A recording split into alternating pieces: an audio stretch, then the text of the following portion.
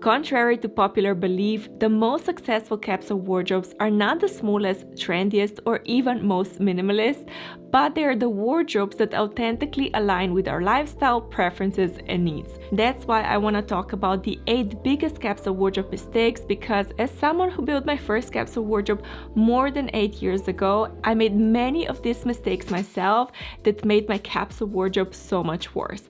So by sharing my lessons, I believe you can save money, reduce decision fatigue, improve your style, and most importantly, you can create a wardrobe that you genuinely love and use. Now, the first mistake is really common, especially if you're a beginner, and that is that we're rigidly sticking to a specific number of items. And honestly, I don't really think this is our fault at all, because when we're just starting, obviously we're gonna go online, we're gonna look for information. And I remember years and years ago, I saw so many articles explaining exactly a specific number of items I should strive for. They were not kind of just giving a ballpark, they were very specific. And that's where I got the idea that, okay, there is a perfect number out there I have to follow, and I have to have this number of items. Otherwise, I'm failing, my capsule wardrobe is not gonna work, I'm gonna feel miserable, my items are not gonna work together, and it was just so exhausting. So after trying this for a while and trying to follow the number, I realized this is not gonna work for me, because everyone is different. I personally love fashion a lot, which you can probably tell if you watch this channel for a while. So for me, the smaller number is just never gonna make sense. But then for someone else, this might be the perfect number for them because they're not really into fashion that much, which is absolutely fine. But that's my point. We're all different. We have different preferences, lifestyle, bodies, and we just cannot limit ourselves to a specific number. And then if you're like me and you like decluttering, you can even take this further in a better way, and you can start decluttering items that you like, that you use. They can be amazing for your style and your wardrobe, but just because you're trying to follow a number, you then take it a little bit too far. You kind of let go of items that you have no use for because you're trying to follow a number, and it just becomes really wasteful. That's why I always tell people to not worry about specific number and to just go with your own gut. I also made a video about how many clothes we should own, which I'm gonna link right here so you can watch it after this one if you want to. But if you still feel like you have to have a certain number, otherwise you're gonna go out of control, my tip here would be to just have an upper limit. So instead of focusing on how many items you should have, you can focus on what is your upper limit that you cannot cross over, because you realize that once you go above that number, your life, dressing up, everything becomes really stressful. So this is the only time that I would kind of follow a number, to just have an upper limit. But other than that, just go with your gut. And with time, when you're gonna build your capsule wardrobes more, you're gonna build the muscle and realize how much stuff you actually need. And now the second mistake is again something I see all of the time, and that is having too many duplicates in our closet, which, to be completely honest, if we're not sweating a lot, or we're incredibly clumsy so we get everything dirty right away, or we just have a very particular lifestyle, in most situations we don't really need to have too many duplicates, because then our style is gonna feel very repetitive, our outfits are not gonna be as exciting. So we wanna avoid that to build a really fun capsule wardrobe that we will never get tired of, because that is really important. We don't want to just have items that mix and match well. We want to have items that mix and match well, and we also feel like we're creating new outfits and new vibes. One really common example here is a white t-shirt, because I know so many people have duplicate of a white t-shirt. And again, if this is something that you love, fine, have multiple versions of a white t-shirt, but just make it a little bit different. One can be maybe a little bit more cropped, another one can have a v-neck, one can be a more slim fit, other one can be a little bit more loose, so you can have different vibe to your outfit. Because if you just have a white t-shirt in the same silhouette, the same everything in just multiple versions, every time you're gonna create an outfit formula with that white t-shirt, you're gonna feel like you're repeating your outfits. That's why I'm so against having the same exact duplicates. And also, when we have too many duplicates, we can get decision fatigue a little bit more easily, because now instead of choosing between, let's say, a white t-shirt and a black t-shirt, in those situations the choice is going to be much clearer when you're getting dressed in the morning. But if you have two white t-shirts, now you're going to have to ask yourself, which one and why. So the closer your items are to each other, the more similar they are, the harder the process to make a decision. That's why also for me, it's a really huge reason why I don't have that many duplicates, because I don't want to make that many decisions in my day when I'm getting dressed. And then the last reason why this is problematic is because it gives us a full sense of security and that we have variety. Because if we have so many items in our wardrobe, we're gonna think, okay, realistically, logically, I have so many pieces in my wardrobe. I should feel like I have more than enough to wear. But if we have too many duplicates, we're gonna feel like we actually don't have that much variety, even though we have a large number of items. That's also a really important thing to mention. But now to the solution, of course, because we wanna be practical here, I'm gonna, of course, recommend that you just pick one or two of your favorites for that particular style of item. So if you have a t-shirt, white t-shirt, pick two of your favorites and then you can declutter the rest. Or if you really like all of the t-shirts, instead of decluttering them and wasting the money, you can also just put them in the storage for a while, because then once one t-shirt gets damaged, you can replace it with the storage one. And now mistake number 3 is actually the flip side of the mistake number 2, and that is having too many statement pieces, which again, it's a mistake I see very, very often, and it's something I've been very guilty of myself. And I know it's so easy, if you love fashion, it's so easy when we're shopping to kind of see something that is really gorgeous, statementy, colorful, and we just have to have it because in that moment it really brings us a lot of joy. But the problem is that when we bring it home, then we have trouble incorporating it into our closet, because if all we buy, or most of the things that we buy, are really statementy and colorful and bold, it's gonna be very hard to mix and match items very well together. And if you know anything about capsule wardrobes, you know that mix and matching is a crucial aspect of it. That's why we have to be mindful of how we shop. And what I suggest that you do here, if you really like bold statement pieces, don't let them go, because they can be fabulous. I have so many statement pieces in my wardrobe that I absolutely adore. But my recommendation would be to find a ratio of basics and statement pieces that really works for you. I know some people, they have a capsule wardrobe with pretty much 100% basic pieces. They like the basics, like neutral colors, everything kind of simple, and that works for them. But if this is not you, then find a balance that makes sense for your life. For example, I would say my wardrobe would be kind of, 70% basics, 30% statement pieces. And specifically, I also want to emphasize here that when you're kind of trying to decide how many statement pieces do you want to have in your capsule wardrobe, also pay attention to categories, because some categories are much more forgiving when it comes to bold items. And for me, for example, when it comes to my shoes, I have pretty much everything neutral, but my bags are a lot more statementy and colorful. And now mistake 4, it's again very common, especially in the beginning, and that is not knowing your color palette, which honestly, I cannot blame anyone. I remember when I started building my capsule wardrobe, I was so clueless. I didn't have a clue what is my color palette, what do I like, and then also in the different seasons, what do I like in the summer or winter. I was so lost and I had no idea where to start. But the problem with this lack of information is that it's gonna make our shopping so much harder. Again, it's gonna be very hard to mix and match our items if our color palette is all over the place. That's why we want to spend just a little bit of our time observing what colors we love wearing, be it for the entire year or specific seasons, and then we can use this information for the shopping. So how I like to approach this is, first, when I'm decluttering, I like to analyze my yes pile and my no pile. So if I notice that specific colors, they're constantly in the yes pile, I'm gonna make a note of that.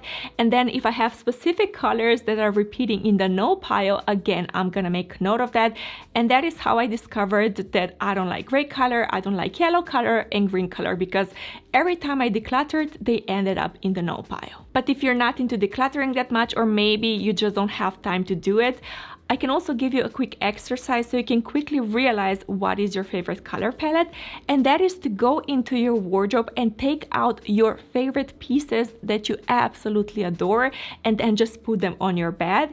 And once you do that, you're gonna quickly realize a common theme, because we usually have color preferences, and we just gravitate towards certain colors all of the time. So once you do this exercise, your eyes are going to be open and you're going to have a starting point. And then again, what I want to mention here is that you want to pay attention to categories. You want to see, okay, do I like colorful dresses and neutral bottoms? Do I like colorful outerwear? Or where do I like my colors? What kind of colors do I like in different categories? The more specific you can be, the better your shopping experience and your capsule wardrobe are gonna end up. And if you want to take this deeper as well, I have another video on how to find your capsule wardrobe color palette, which again, I'm gonna link right here and down below. So you're gonna have your videos to watch after this one if you really wanna have an amazing capsule wardrobe. And now that we're right in the middle of the video, a quick reminder that if you're enjoying it so far, that you give it a thumbs up, and also leave me a heart emoji with the hands down below if you've come to this point. I always like to do the emojis, so I hope you don't mind. Thank you. And now to the mistake number 5, which again, it's super common as all of these are, and that is copying other people's capsule wardrobes, which again, it's very understandable. Capsule wardrobes, to be completely honest, can be overwhelming when you're starting out. There's so many guides out there and we can get so confused so quickly. And that's why sometimes we think, okay, I like the style of this person, I like their capsule wardrobe, so I'm just gonna kind of copy and paste. I'm gonna see what they have in their wardrobe. I'm gonna go out, I'm gonna buy those pieces, and then everything is gonna be nice and dandy. But usually that doesn't work. As I've said in the beginning, we all have different bodies, preferences, lifestyle, and a capsule wardrobe that may be perfect for someone may be actually really bad for us. So if you ever tried this approach before and it didn't work, now you know why. It's really not your fault, it's just the approach is flawed.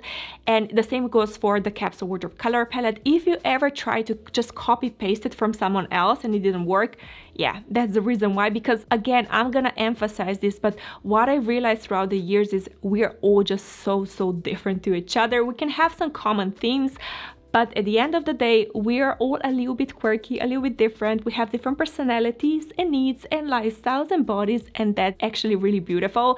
So instead of rushing to build a perfect capsule wardrobe right away and just copying something, try to be a little bit more patient, because the honest truth is that yes, building a capsule wardrobe and finding your style can be a bit of a process. Now, of course, it's not gonna take years. That's why I'm making these videos, because I want you to kind of get there quicker than I did. But at the same time, it's not going to be overnight. So try to enjoy the process.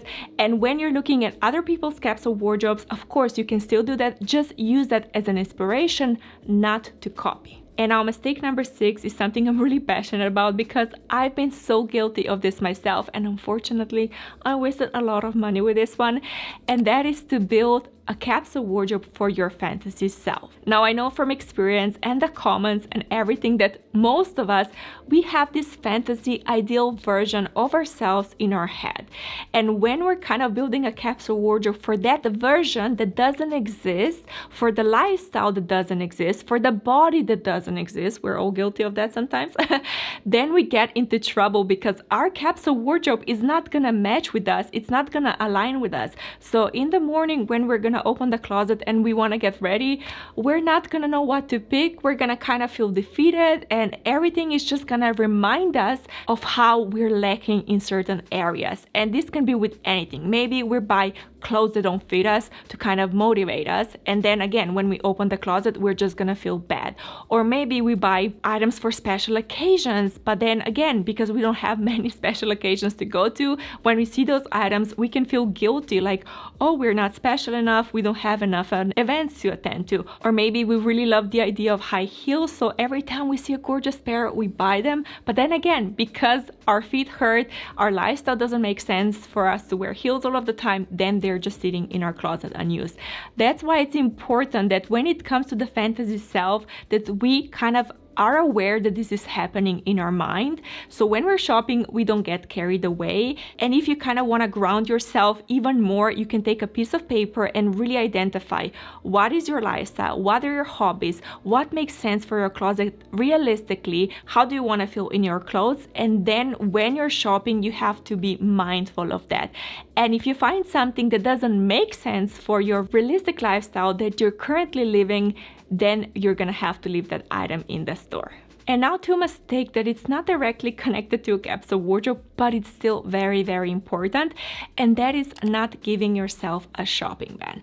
Which the reason I'm mentioning this is because I know if you're coming from a background where you love fashion, you love shopping, and you start building a capsule wardrobe, it can be very easy to fall into this trap of, okay, I'm gonna find the perfect essential, I declutter something, now I have to fill the gap, and you can kind of go into that loop of finding perfect items. You can declutter and buy, and it can become really wasteful and chaotic. That's why I'm such a huge fan when you're building your first capsule wardrobe that you give yourself a little bit of the breathing room. So when you do a declutter, instead of just immediately going out and buying new pieces, give it a little bit of a pause. 2 weeks, a month, 2 months, you can decide for yourself, but you just want to take a little pause so you can adjust to your new normal, because there is also a psychological thing that can happen, that if you're used to having, I'm not sure, let's say 100 items in your wardrobe, and then you do something a little bit different and now you have 50 items in your wardrobe,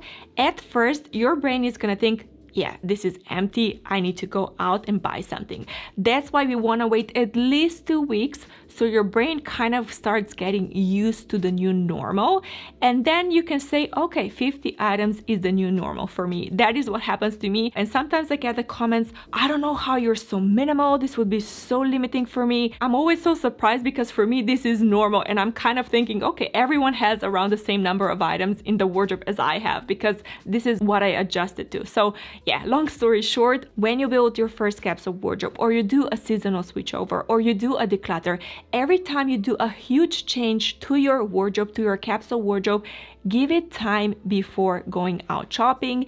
And this will also retrain you to kind of start enjoying what you already have. Because I know so many of us, the society, how we were kind of taught is to always think what is missing. But when we do a shopping ban, we start training our brain to focus on what we have. And then we can be a little bit more creative. We can start dressing in a different way, start to mix and matching items we never thought about mixing before, and all of that. That's why shopping ban is such a good thing. It's not really a lifestyle I would recommend, but just for a while to kind of shift our brain a little bit, it's perfect. And now mistake number 8, it's probably the most important psychologically, and it's really near and dear to my heart, and that is mistake of chasing a perfect capsule wardrobe. I'm gonna be here to tell you that a perfect capsule wardrobe doesn't exist. And I'm not sure what your response might be when you hear this. Maybe you feel resistance to it. Maybe you're like, no, it exists. I just have to figure it out. Or maybe your body relaxes, because I know that when I believed in the illusion of a perfect capsule wardrobe where I'm happy with 100% of things that I own 100% of the time, when I believed in that illusion, my life was very stressful. I kept buying things. When I created an outfit and it just felt a little bit off, I felt like I was failing. If I had a day when I opened my closet and I wasn't inspired, again, I felt like I failed, because I had to have this perfect capsule wardrobe that brings me joy all of the time. But with years of experience, I've realized that this doesn't really exist. That's why I want to set you free of this idea, and I want to give you a different goal you can work towards too.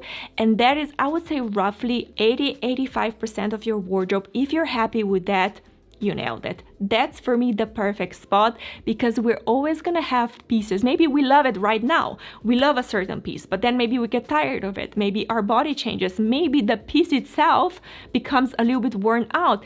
And then all of a sudden, it's not gonna have the same spark anymore. So option A is to become sad about that. It's to declutter it right away. It's to go on a hunt and find the perfect option, a perfect alternative. Or option B is to kind of say, yeah, that's normal. Yeah, it can happen. Yeah, it's a little bit worn out. It doesn't have the same spark anymore, but I can still wear it. I can still enjoy it. And then once it becomes really bad, then I'm gonna replace it without any rush. Anything above 80%, it's amazing. Sometimes, yes, you might feel like you're at 95%. Celebrate that. That's fine.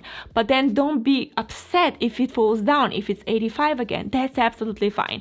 I would say the only time we should kind of make a change when it comes to our capsule wardrobe is when when we start kind of falling a little bit lower, when we feel at 60%, 50%, we're kind of like, yeah, our closet doesn't really do it for us, then we have to go investigate, analyze, observe, and make some changes and go out and kind of, do a little bit of an overhaul. And now I also want to invite you to watch my video on how to build a capsule wardrobe from scratch. This is the video I wish I would see when I started building my capsule wardrobe. So if you haven't seen it already, I'm gonna link it right here so you can watch it next. But yeah, this is it for today. Thank you so much for stopping by, and I will see you next time.